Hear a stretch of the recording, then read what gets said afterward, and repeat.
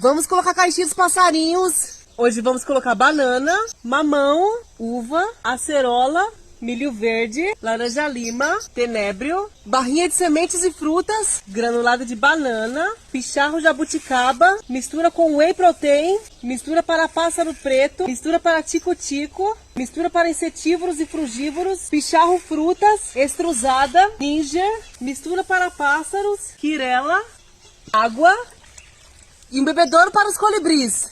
Agora eu vou deixar a câmera aqui pra gente ver os passarinhos que vão aparecer nessa caixinha.